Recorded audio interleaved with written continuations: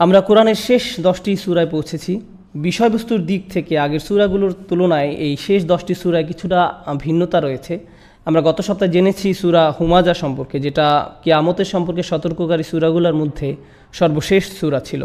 আপনারা জানেন যে সাধারণভাবে বলতে গেলে আমপারা অর্থাৎ 30 পারার সূরাগুলো সাধারণত পরকাল, বিচার দিবস এবং এই সংক্রান্ত বিষয়গুলোর কথা বলে। এছাড়াও বিভিন্নভাবে সতর্ক করে তাদেরকে যারা কিনা পরকালে অবিশ্বাস করে। কিন্তু এখন আমরা সূরার বিষয়বস্তুতে হঠাৎ একটা পরিবর্তন দেখছি। এই শেষ 10টি সূরার ব্যাপারে মোটামুটিভাবে বলা যায় যে এই সূরাগুলোতে বারবার রাসূল সাল্লাল্লাহু আলাইহি ওয়াসাল্লামের জীবনের সাথে জড়িত কোনো না কোনো বিষয়ের বর্ণনা এসেছে। মোটামুটি সবগুলো সূরারই আসবাবে নুজুল রয়েছে। কোরআনের ক্ষেত্রে আসবাবে নুজুল অর্থ হলো ওহী অবতরণের প্রেক্ষাপট বা শানে নুজুল। তো কোরআনে অনেক আয়াত আছে যেগুলোতে নাজিলের ঐতিহাসিক প্রেক্ষাপট নিয়ে কোনো দ্বিমত নেই, কিন্তু কিছু কিছু পরিচ্ছেদ এমনও আছে যেগুলোর বিষয়ে স্কলারগণ একমত নন যে নিশ্চিতভাবে এই বিষয়ে এই কারণেই এই আয়াতগুলো নাজিল হয়েছে। উদাহরণস্বরূপ আমরা কোনো সূরা সম্পর্কে এরকম ধারণা পাই যে অমুক সূরা মক্কি অথবা প্রাথমিক মক্কি অথবা শেষের দিকে মাক্কি বা প্রাথমিক অবস্থায় মাদানী বা শেষের দিকে মাদানী, কিন্তু হয়তো সূরাটির সাথে সরাসরি সম্পৃক্ত কোনো ঘটনা পাওয়া যায় না। আর যদি এর সাথে সম্পৃক্ত কোনো ঘটনা পাওয়া যায়, হয়তো এই ব্যাপারে স্কলাররা চূড়ান্তভাবে একমত নন। এক্ষেত্রে হয়তো তাফসিরগুলোতে এ সংক্রান্ত শুধুমাত্র দু একটা বিচ্ছিন্ন বর্ণনা পাওয়া যায়। কিন্তু আমরা এই যে শেষ 10টি সূরাতে দেখতে পাবো যে অনেক বেশি পরিমাণে এগুলো নাজিলের প্রেক্ষাপট রয়েছে এবং যথেষ্ট ঐতিহাসিক পটভূমি রয়েছে। তবে সবার আগে আমরা বুঝতে চাই যে কোরআনের একেবারে শেষ অংশের বিষয়বস্তুর এই পরিবর্তন কোথা থেকে পরিবর্তন হয়েছে এবং কিভাবে পরিবর্তিত হয়েছে। তো আমরা যা গত পর্বে আলোচনা করেছি অর্থাৎ সূরা হুমাজা, সেটা কোরআনের বর্ণিত জাহান্নামের ভয়াবহ বর্ণনাগুলোর মধ্যে একটি। সূরাটির শেষের দিকে এই সতর্কবাণী উচ্চারিত হচ্ছে এমন সকল ব্যক্তিদের জন্য যাদের মধ্যে নির্দিষ্ট কিছু বৈশিষ্ট্য রয়েছে। লিকুল্লি হুমাজাতিল লুমাজা, এমন সকল ব্যক্তির জন্য সতর্কতা যাদের আচরণ ও ব্যবহার হুমাজা এবং লুমাজার সাথে মিলে যায়। কিন্তু বক্তব্যটি যদিও সার্বজনীন এবং সামগ্রিক মানবজাতির উদ্দেশ্যে দেয়া, বক্তব্যের সরাসরি শ্রোতাকে কুরাইশরা। এখানে একটা বিষয় বোঝা জরুরি যে আপনি যখন জেনারেল ভঙ্গিতে কথা বলেন, বিশেষত যারা অপরাধী বা গোয়ার স্বভাবের, বেশিরভাগ সময়ই তাদের এই ব্যাপারে বোধোদয় হয় না যতক্ষণ পর্যন্ত না আপনি সরাসরি তাদেরকে ইঙ্গিত করে এভাবে বলেন যে আমি তোমাকেই বলছি, এই কথা অন্য কারোর জন্য নয় বরং সবার আগে তোমার জন্য। এটা মানুষের স্বভাবগত। সহজ ভাষায় বলতে গেলে ধরুন খতিব সাহেব কোনো বিষয়ে বক্তব্য দিচ্ছেন, পরনিন্দা করো না, মিথ্যা বলো না, সততা অবলম্বন করো, মানুষের এই ভালো কাজগুলো করা উচিত। যখন আপনি মানুষের করণীয় সম্পর্কে শুনেন, আপনি ভাবেন হ্যাঁ অন্য মানুষের এগুলো করা উচিত, আমার প্রয়োজন নেই, আমি ভালো আছি, অথবা আমি নয় বরং অন্য মানুষের এই খুতবা শোনা উচিত। এখানে আপনি কার ব্যাপারে চিন্তা করছেন না? আপনি আপনার নিজের ব্যাপারে চিন্তা করছেন না। যে আয়াতগুলো আমরা ইতিমধ্যে আলোচনা করেছি সেগুলোতে সাধারণ ভঙ্গিতে সমগ্র মানবজাতিকে উদ্দেশ্য করে বলা হয়েছে, কিন্তু এখন আমরা দেখব এখনকার আয়াতগুলোতে সরাসরি কুরাইশদেরকে উদ্দেশ্য করে বলা হচ্ছে। এক নজরে আগের সূরাগুলোর দিকে লক্ষ্য করলে দেখা যাবে, যদিও আমরা তুলনামূলক আরও আলোচনা করব পরের পর্বে, আগের সূরাতে আমরা দেখেছি জাহান্নামের আগুনের একটা বৈশিষ্ট্য হলো এটি এর অধিবাসীদেরকে প্রবল চাপে দুমড়ে মুচড়ে ফেলবে। এর জন্য ব্যবহৃত শব্দ হলো হুতামা, যা চূর্ণ বিচূর্ণ করে ফেলে, দুমড়ে মুচড়ে ফেলে। তো আরবিতে হুতাম অর্থ হলো এমন কৃষিজাত পণ্য যা আপনার পায়ের নিচে পড়ে চূর্ণ বিচূর্ণ হয়ে যায়। আর এই সূরাতে আল্লাহ আমাদেরকে বোঝাচ্ছেন যে এটা ভেবো না যে আযাব অনেক দূরে, বরং চূর্ণ বিচূর্ণ করে ফেলতে পারে এমন শাস্তি এ পৃথিবীতেও দেওয়া সম্ভব। সুতরাং সূরা ফিলে আমরা পড়ব কিভাবে আল্লাহ তার শাস্তি পাঠান, এমন এক আযাব যার মাধ্যমে আব্রাহার বাহিনীর প্রতি এই পৃথিবীতে আখিরাতের আযাবের অতি সামান্য একটা নজির স্থাপন করা হয়েছে। আর এই বর্ণিত সেই শাস্তিটি কী ছিল? ফাজা আলাহুম কাসফিম মাকুল, মানে আক্ষরিকভাবেই তাদেরকে চূর্ণ বিচূর্ণ করে ফেলা হয়েছিল। তাদের অবস্থা হয়েছিল একদম চিবানো শস্যের মতো। এই সম্পর্কে আমরা পরে আরও আলোচনা করব ইনশাআল্লাহ। আজকের আলোচ্য বিষয় হলো প্রথমে সংক্ষেপে কোরআনের বিষয়বস্তুগত এই পরিবর্তনটি দেখানো, যে কিভাবে সতর্ককরণের এই ধারণাটি পরিবর্তিত হয়ে সার্বজনীন ভঙ্গি থেকে নির্দিষ্টভাবে কুরাইশদের দিকে এসেছে। এটা প্রথম। আজকের দ্বিতীয় আলোচনার বিষয়টি হলো কোন জিনিস এই 10টি সূরাকে একের সাথে অন্যকে সম্পৃক্ত করেছে। এই শেষ 10টি সূরা বাচনভঙ্গি অনুসারে চমৎকারভাবে একে অপরের সাথে সম্পৃক্ত হয়ে আছে এবং সবগুলো মিলে একটা অবিচ্ছিন্ন যুক্তি উপস্থাপন করেছে। এগুলো আসলে 10টি ভিন্ন ভিন্ন বিষয়ের সংকলন নয়, বরং মূল একটি বিষয়ের 10টি আলাদা অংশ। তারা 10 খণ্ডে বিভক্ত একটি নিরবিচ্ছিন্ন আলোচনা। সুতরাং ইনশাআল্লাহ আজকের আলোচনায় আমরা বোঝার চেষ্টা করব কোন বিষয়টি এই 10টি সূরাকে সম্পৃক্ত রেখেছে, আর পরবর্তী পর্ব থেকে আমরা একটা করে সূরা নিব এবং আরও বিস্তারিত জানার চেষ্টা করব। আমি মনে করি এই বিষয়ে সামগ্রিক চিত্রটি সামনে থাকলে পরবর্তীতে আমাদের জন্য অনেক বেশি উপকারী হবে যখন প্রতিটি সূরা আমরা আলাদা আলাদাভাবে আলোচনা করব ইনশাআল্লাহ। আর তাছাড়া আমাদের সবারই হয়তো কমপক্ষে এই ছোটো সূরাগুলো মুখস্থ আছে, তাই সূরাগুলোর উপর সামগ্রিক ধারণাটা থাকা অত্যন্ত জরুরি এবং উপকারীও বটে। লক্ষ্য করুন, রাসূল সাল্লাল্লাহু আলাইহি ওয়াসাল্লামের জীবনে ঘটে যাওয়া এই আদর্শের দ্বন্দ্ব, যা পরবর্তীতে রূপ নেয় একটা সামাজিক, রাজনৈতিক এবং সামরিক দ্বন্দ্বে। এই দ্বন্দ্বের কেন্দ্রস্থল ছিল প্রধানত মক্কা নগরী, আর মক্কা নগরীর ইতিহাসও অনেক লম্বা। প্রথম দিকের নাম ছিল বাক্কা। ইব্রাহিম আলাইহিস সালামের হিজরতের মধ্য দিয়ে এই নগরীর গোড়াপত্তন হয়। সুতরাং বলা যায় এই শহরের প্রতিষ্ঠাতা হলেন ইব্রাহিম আলাইহিস সালাম। তার সেই পথ পরিক্রমা সম্পর্কে আপনারা সবাই জানেন, এবং তিনি যে দোয়া করেছিলেন তার সেই দোয়াই মূলত এই শহরটিকে টিকিয়ে রেখেছিল। তো সেই দোয়ার সাথে সম্পৃক্ত অনেকগুলো বিষয় রয়েছে যা আমরা এই শেষ 10টি সূরাতে শিখব। এ কারণে ইব্রাহিম আলাইহিস সালামের দোয়াটি আরেকবার দেখে নেওয়া গুরুত্বপূর্ণ, যাতে শেষের সূরাগুলো সহজ হয়। ইব্রাহিম আলাইহিস সালামের দোয়াটি সাধারণত কোরআনে 2টা জায়গায় পাবেন। আজকে আমরা সেখান থেকে একটা বর্ণনাকে বেছে নেব। 2টি স্থানের একটা হলো সূরা ইব্রাহিম। স্বাভাবিকভাবেই সূরা ইব্রাহিমের মধ্যে আছে ইব্রাহিম আলাইহিস সালামের একটা দোয়া। আর দ্বিতীয় স্থানটি হলো সূরা বাকারা। আমরা সূরা বাকারাতে বর্ণিত ইব্রাহিম আলাইহিস সালামের দোয়ার কয়েকটি অংশ নিয়ে আজকে আলোচনা করব। তারপর দোয়াটির সাথে এই শেষ 10টি সূরাকে মিলিয়ে দেখার চেষ্টা করব। ইব্রাহিম আলাইহিস সালাম বলেছিলেন, রব্বি জাআল হাযা বালাদান আমিনান, হে আল্লাহ, এটিকে পরিণত করে দিন একটা শান্তিময় শহরে। স্পষ্টভাবেই কোন শহরের কথা তিনি বলছেন? মক্কা। তো কোরআনে একই ধরনের 2টি বর্ণনা এসেছে। সূরা ইব্রাহিমে এসেছে রব্বি জাআল হাযা বালাদান আমিনান, এই শহরটিকে শান্তিময় করে দিন। সূরা বাকারায় তিনি বলেন এটিকে পরিণত করে দিন একটি শান্তিময় শহরে। আমি আবার বলছি, এক স্থানে তিনি বলছেন এই শহরটিকে শান্তিময় করে দিন, আরেকবার অন্য স্থানে তিনি বলছেন এটিকে পরিণত করে দিন একটি শান্তিময় শহরে। 2টি আয়াতের মধ্যে একটা সূক্ষ্ম পার্থক্য আছে। বাংলা আয়াত 2টি শুনতে প্রায় একই রকম মনে হয়, কিন্তু আসলে তাদের মধ্যে একটা পার্থক্য আছে। ভাষার এই পরিবর্তন আসলে আমাদেরকে বলে দেয় যে কখন কোন দোয়াটি করা হয়েছিল। যখন তিনি প্রথম এই মরু অঞ্চলে এসেছিলেন তখন কি এটি কোনো শহর ছিল? না। তো তিনি তাকিয়ে আছেন শূন্য প্রান্তের দিকে আর বলছেন রব্বি জাআল হাযা বালাদান আমিনান, এটিকে পরিণত করে দিন শহরে, শান্তিময় শহরে। এই শূন্য উপত্যকাকে পরিণত করে দিন শহরে। শুধুমাত্র শহর নয়, একে পরিণত করে দিন একটা নিরাপদ এবং শান্তিময় শহরে। যখন তিনি আবার এখানে ফিরে এসেছিলেন তখন কি এখানে শহর ছিল? হ্যাঁ, শহর ছিল। তখন দোয়াতে পরিবর্তন আসলো, যেটা সূরা ইব্রাহিমে বলা হচ্ছে রব্বি জাআল হাযা বালাদান আমিনান, এই শহরটিকে শান্তিময় করে দিন।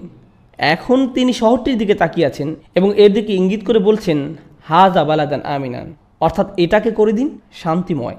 কিন্তু আরও গুরুত্বপূর্ণ যে বিষয়টি তা হলো তার দোয়ায় যে প্রথম অংশটি ছিল এ শহরটির নিরাপত্তা এবং শান্তির জন্য। দোয়ার দ্বিতীয় অংশটি হলো অরজুক আহলাহু মিনাস সামারাত, এর অধিবাসীদেরকে প্রদান করুন সকল ধরনের ফল। সাহিত্যিক বিবেচনায় ফল শব্দটির মধ্যে খাদ্যের সরবরাহ রয়েছে, যাকে আমরা অর্থনৈতিক সমৃদ্ধিও বলতে পারি। বাংলাতে আমরা একে অর্থনৈতিক সমৃদ্ধি বলে থাকি। তো আমাদেরকে শান্তি দান করুন এবং আমাদেরকে সমৃদ্ধি দান করুন, এটা হলো মক্কার জন্য ইব্রাহিম আলাইহিস সালামের দোয়ার প্রথম অংশের সারসংক্ষেপ। এই শহরটিকে শান্তি এবং সমৃদ্ধি দান করুন।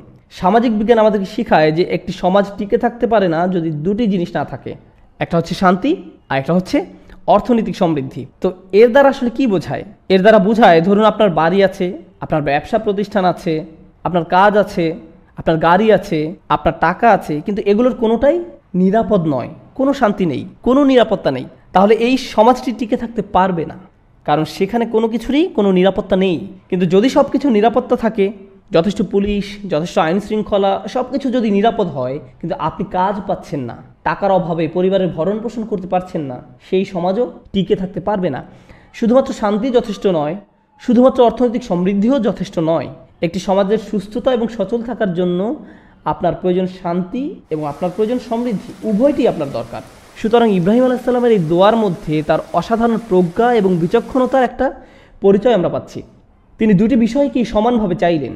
তারপর আমরা ইব্রাহিম আলাইহিস সালাম সম্পর্কে নতুন আরেকটি বিষয় জানতে পারি। তিনি জানতেন যে আল্লাহ তাকে ইমাম বানিয়েছেন।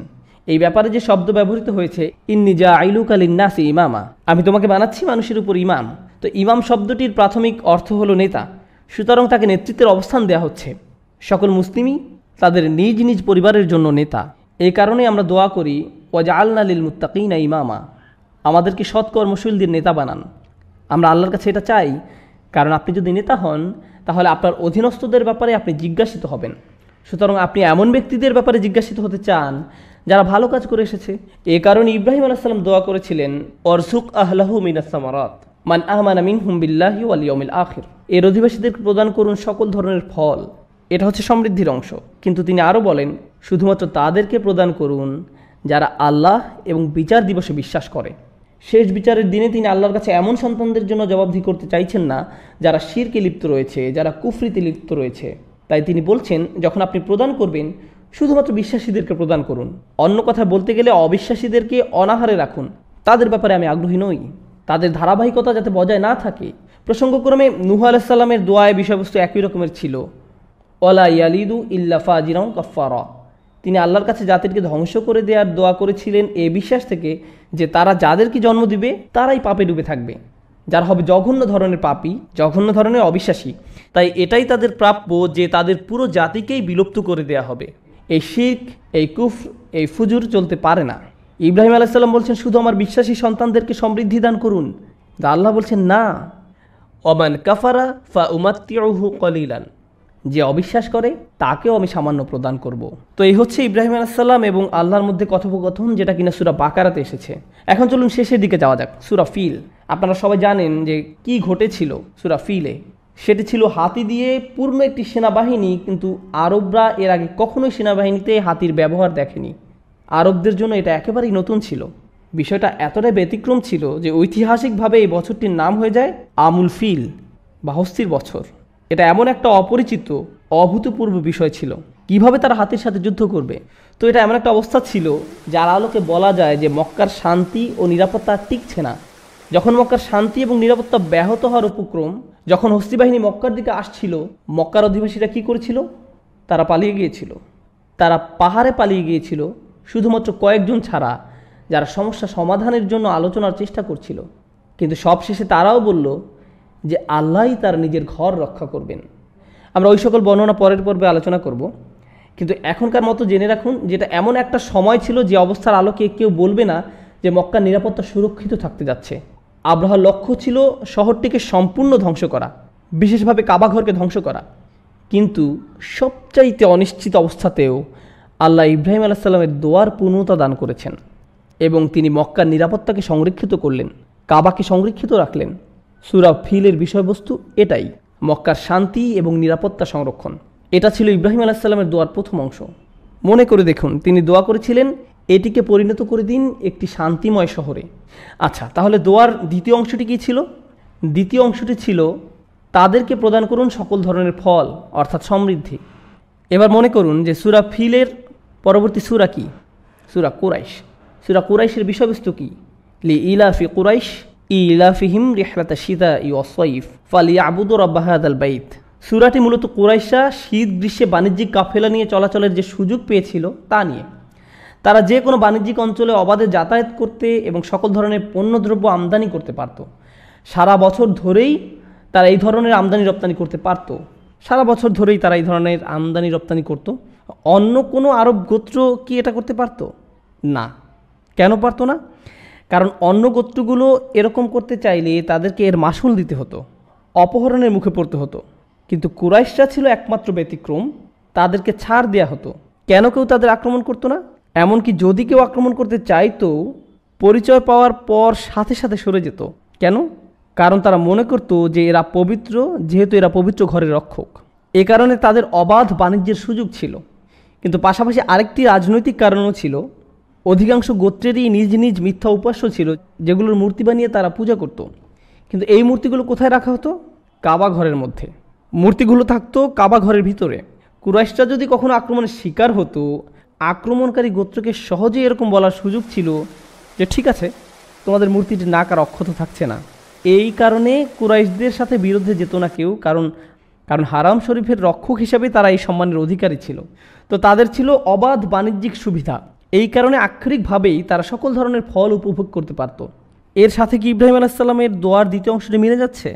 তো দুটো দোয়াই পূর্ণতা প্রাপ্ত হলো। একটি অংশ পূর্ণ হলো সূরা ফিলে, আর অন্য অংশটি সূরা কুরাইশে। আচ্ছা, তো দোয়ার দুইটি অংশ পূর্ণ হওয়ার পর সূরা কুরাইশের শেষ অংশে আল্লাহ বলছেন, ফালিয়াবুদু রাব্ব হাযাল বাইত, তাদের উচিত নিজেদেরকে এ ঘরের প্রভুর দাসত্বে বা ইবাদতে নিযুক্ত করা। তিনি এ ঘর দ্বারা কি বোঝাচ্ছেন? কাবা। আর কখন তাদের সম্পর্কে সেই দোয়া করা হয়েছিল? কাবা ঘর নির্মাণেরও আগে। দোয়াটি কে করেছিল? ইব্রাহিম আলাইহিস সালাম। শুধুমাত্র এই ঘরের কথা উল্লেখ করার মাধ্যমে তাদেরকে এটা স্মরণ করিয়ে দেওয়া হচ্ছে যে কি অবস্থায় তাদের এই শহরের সূচনা হয়েছিল। এটা সূচনা হয়েছিল ইব্রাহিম আলাইহিস সালামের দোয়ার মাধ্যমে, যিনি এই ঘরটিকে নির্মাণ করেছিলেন। আর তাই আল্লাহ তাদেরকে এটা স্মরণ করিয়ে দিচ্ছেন, আল্লাযী আতআমাহুম মিন জু'ইন ওয়া আমানাহুম মিন খাউফ। তিনি তাদেরকে ক্ষুধার আহার দিয়েছেন, ক্ষুধা থেকে রক্ষা করেছেন, আর তিনি তাদেরকে নিরাপত্তা দিয়েছেন। ভীতিকর অবস্থা সত্ত্বেও তিনি তাদেরকে নিরাপত্তা দিয়েছেন। তো তিনি তাদেরকে অনুগ্রহের কথা স্মরণ করিয়ে দিচ্ছেন, যা হলো সরাসরি ইব্রাহিম আলাইহিস সালামের দোয়ার সুফল। এখন তারা কি যোগ্য এই সকল অনুগ্রহ ভোগ করার? কুরাইশদের কার্যকলাপ কি তেমন ছিল যাতে তারা ইব্রাহিম আলাইহিস সালামের দোয়ার সুফল ভোগ করতে পারে? মনে করে দেখুন, ইব্রাহিম আলাইহিস সালাম কিন্তু তার সকল সন্তানদের জন্য এই দোয়া করেননি। তিনি কাদের জন্য এটা করেছিলেন? তার ঈমানদার সন্তানদের জন্য।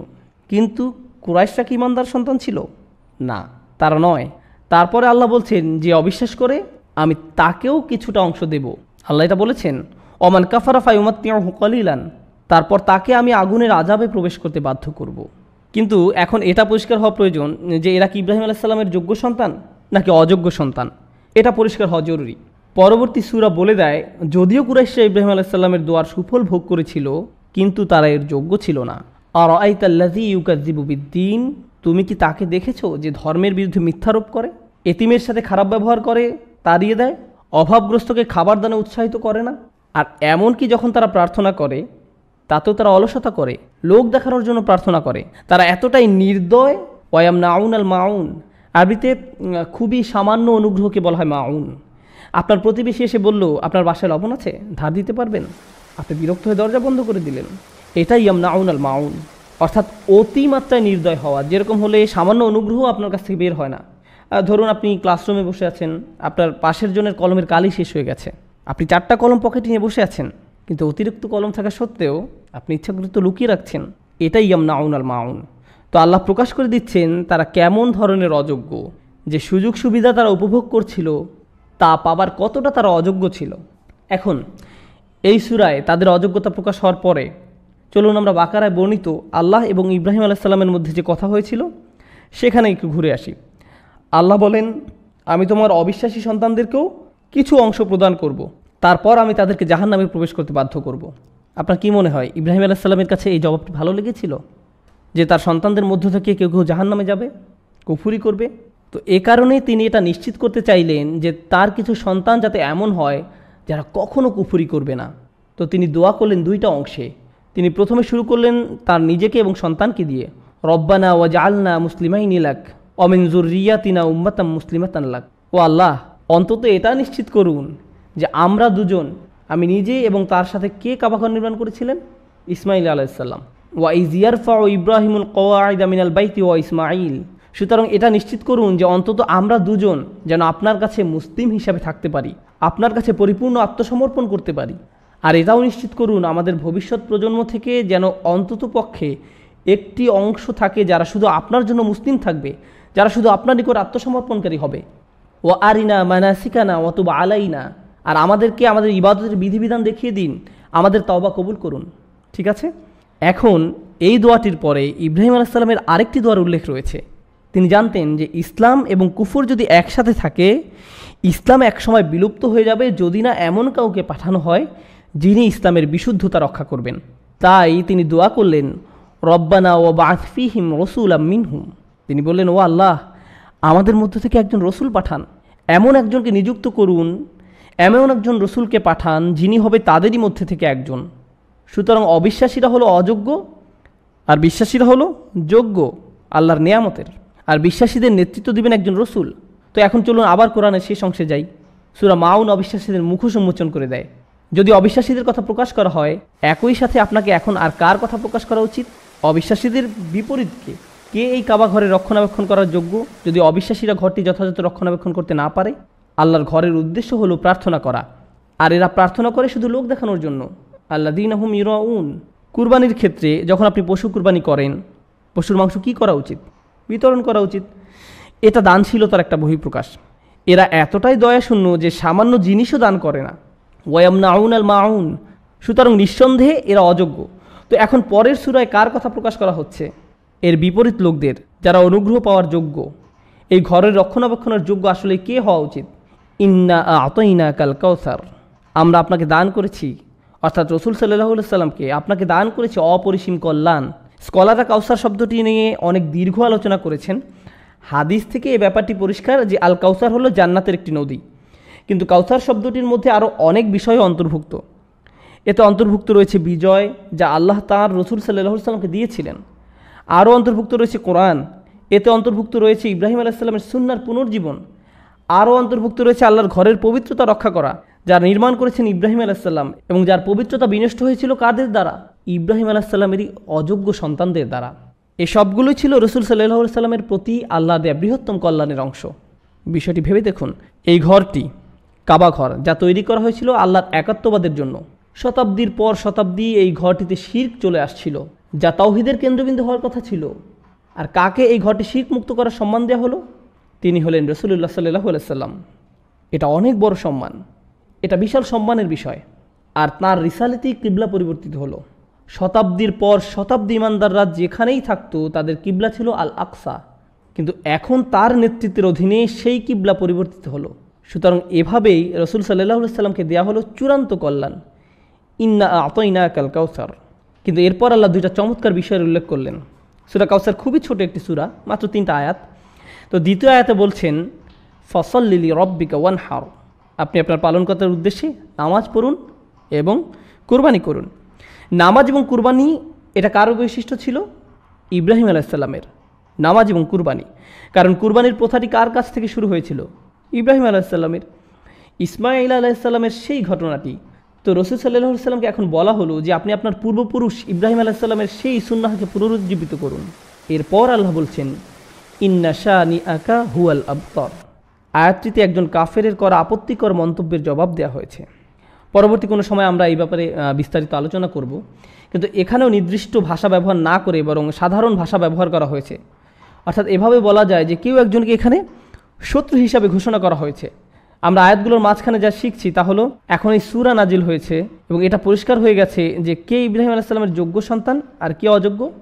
এখন তোমরা আর একই পরিবারের অন্তর্ভুক্ত নও, যদিও তোমাদের বাবা একজনই ইব্রাহিম আলাইহিস সালাম, কিন্তু তোমরা এখন আর একটি পরিবার না। সকল যুক্তিসঙ্গত কারণেই তারা তোমাদের শত্রুতে পরিণত হয়েছে।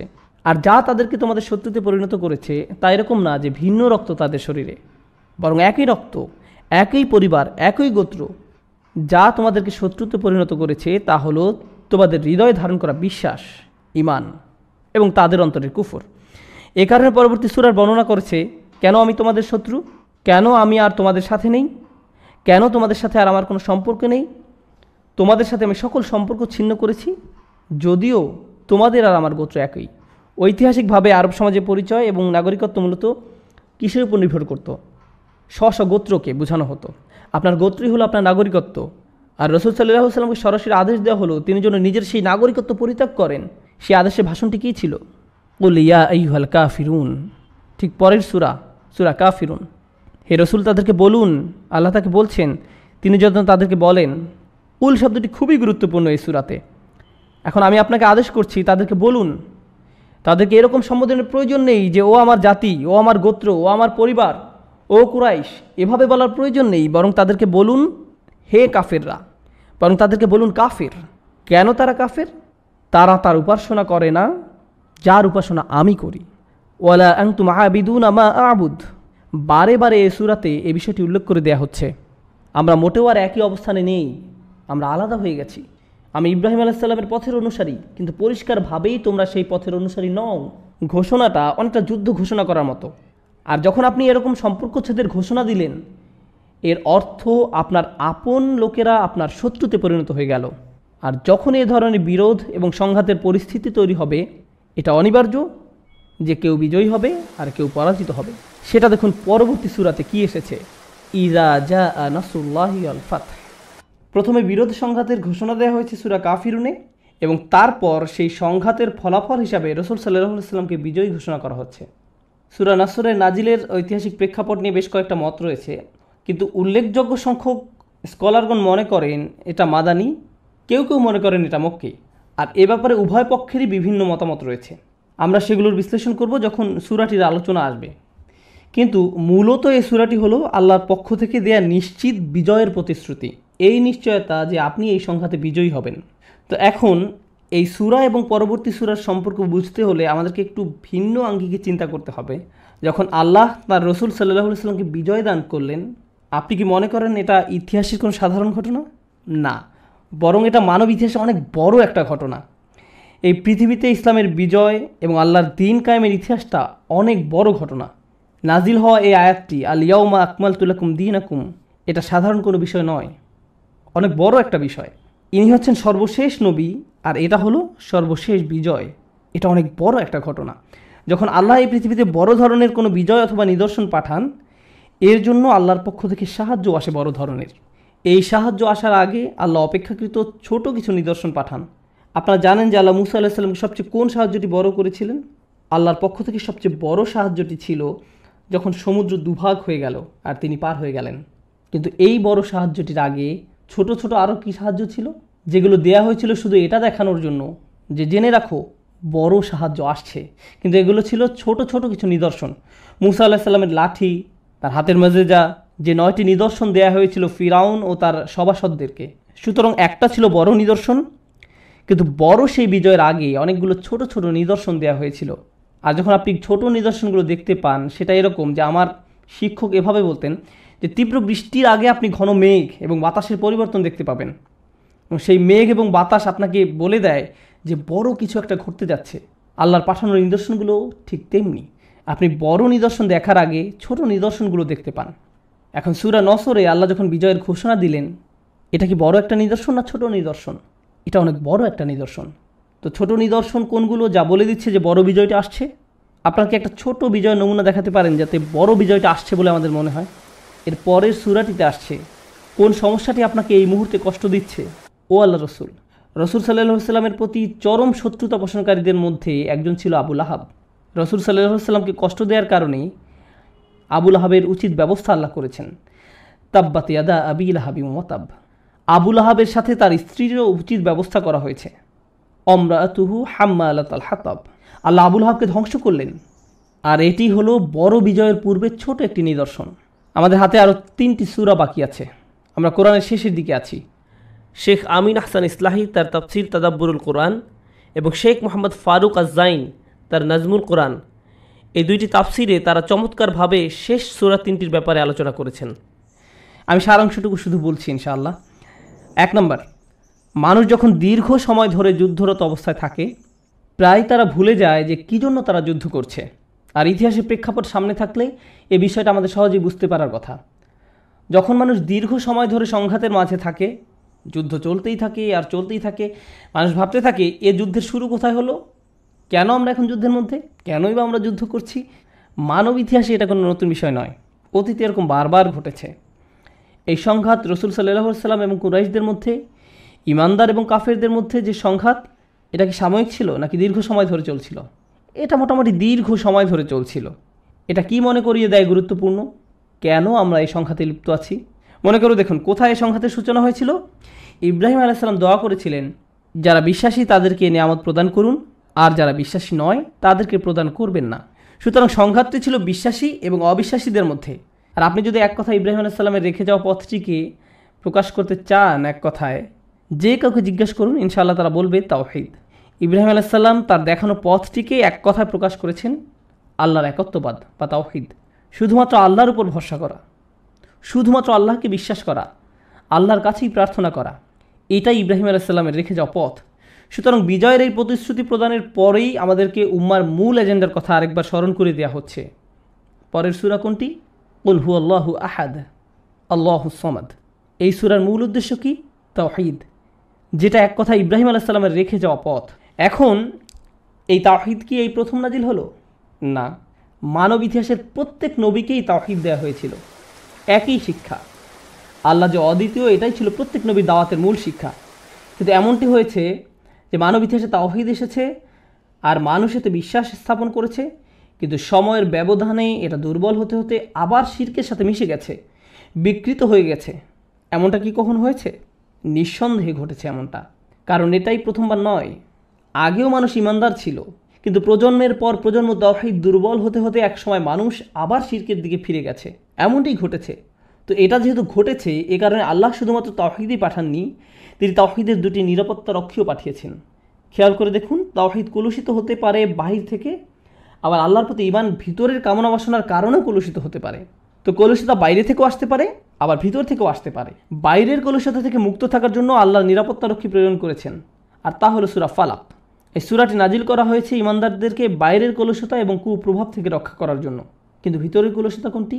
সেটা হলো শয়তানের ওয়াসওয়াসা, এটা হলো নফস, এটা হলো খারাপ সঙ্গ যা আপনার কানে চুপিসারে কুপরামর্শ দেয়। আর আপনি বলে ওঠেন, তাই তো, এটা তো চমৎকার একটা আইডিয়া। তো এভাবে প্রথমে এটা আপনার আচরণকে কলুষিত করে, অবশেষে এটা আপনার তাওহীদ এবং আল্লাহর বিশ্বাসকে ধ্বংস করে দেয়। এ কারণে সূরা নাসে ভেতরের কলুষতা থেকে সুরক্ষা প্রদান করা হয়েছে। সুতরাং তাওহীদ এবং এর দুটি নিরাপত্তারক্ষী, একটা রক্ষা করে ভিতরের কলুষতা থেকে, অন্যটি রক্ষা করে বাইরের কলুষতা থেকে। এভাবেই কোরআনের শেষ চমৎকার 10টি সূরার ধারাবাহিকতা শেষ হয়েছে। আমরা এগুলো সব সময় পড়ি এবং সূরাগুলো এত গভীর, তাৎপর্যপূর্ণ এবং পরস্পর সামঞ্জস্যপূর্ণ যুক্তি উপস্থাপন করে, যা ইব্রাহিম আলাইহিস সালামের শিক্ষার সাথে সম্পর্কযুক্ত এবং যা দেখায় যে ইব্রাহিম আলাইহিস সালামের রেখে যাওয়া পথ কীভাবে রাসূল সাল্লাল্লাহু আলাইহি সাল্লামের দেখানো পথের সাথে মিলে যায়। সর্বশেষ যে বিষয়টি আমি আপনাদের সাথে শেয়ার করতে চাই সেটা হলো আল্লাহর নির্দেশনা রাসূল সাল্লাল্লাহু আলাইহি সাল্লামের প্রতি। এই আয়াতটি অথবা আয়াতের অংশটিতে আল্লাহ রাসূল সাল্লাল্লাহু আলাইহি সাল্লামকে বলছেন, ইব্রাহিম আলাইহিস সালামের দেখানো পথটিকে পুনরুজ্জীবিত করার জন্য ইত্তাবি' মিল্লাতা ইব্রাহিম হানিফা। আল্লাহ রাসূল সাল্লাল্লাহু আলাইহি সাল্লামকে বলছেন, আপনি ইব্রাহিম আলাইহিস সালামের দেখানো পথের অনুসরণ করুন। হানিফা, যিনি ছিলেন একনিষ্ঠভাবে আল্লাহর প্রতি নিবেদিত। তো এই হলো 10টি সূরার উপর সামগ্রিক একটা চিত্র বা সারমর্ম যা আপনাদের সামনে আজকে তুলে ধরতে চেয়েছিলাম। পরবর্তী আমরা একটা একটা সূরা করে নিব এবং বিস্তারিত আলোচনা করব ইনশাআল্লাহ। বারাকাল্লাহু লি ওয়া লাকুম ফিল কুরআনিল হাকিম ওয়া নাফা'না ওয়া ইয়্যাকুম মিনাল আয়াতি ওয়াজ যিকরিল হাকিম। আসসালামু আলাইকুম ওয়া